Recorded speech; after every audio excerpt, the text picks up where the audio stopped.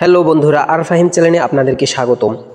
আজকের বিষয়টি হচ্ছে দাবানল কি, কিভাবে দাবানলের সৃষ্টি হয়।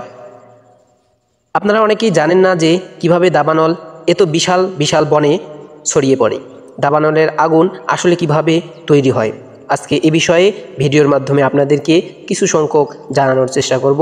আমি মোহাম্মদ আর ফাহিম। এখনও যারা আপনারা আমার চ্যানেলটিকে সাবস্ক্রাইব করেননি, খুব তাড়াতাড়ি করে দিবেন আশা করছি।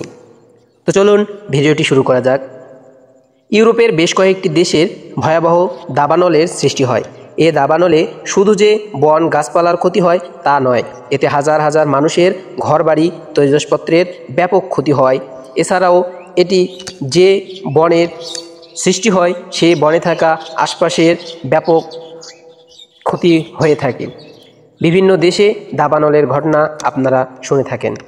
বর্তমানে ইউরোপে দাবানলের ব্যাপক সৃষ্টি লক্ষ্য করা যাচ্ছে। দাবানল হচ্ছে বনভূমি বা গ্রামীণ এলাকার বনাঞ্চলে সংঘটিত অনিয়ন্ত্রিত আগুন।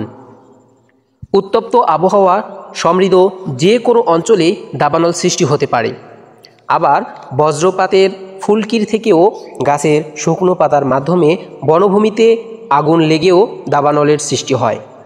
দাবানলের কিছু ভালো দিকও লক্ষ্য করা যায়, যেমন দাবানলের দ্বারা বনের থাকা শুকনো গাছ পাতা পুড়ে দেয়। এছাড়াও বিভিন্ন বিষাক্ত পোকামাকড়ের যারা ফসলের ক্ষতি করে এদের নিঃশেষ করে দেয় দাবানল। দাবানলের লাভের থেকে ক্ষতির প্রভাবটাই বেশি। এজন্য দাবানল থেকে আমরা সকলেই সাবধান থাকার চেষ্টা করব। বিভিন্ন দেশে দাবানল নিয়ন্ত্রণে স্বেচ্ছাসেবীরা কাজ করতে গিয়ে তাদের জীবন হারায়। তো বন্ধুরা, আজকের ভিডিওটি এই পর্যন্তই। আপনারা যারা আমার চ্যানেলটিকে সাবস্ক্রাইব করেননি, সাবস্ক্রাইব করে দিবেন। ধন্যবাদ। আসসালামু আলাইকুম।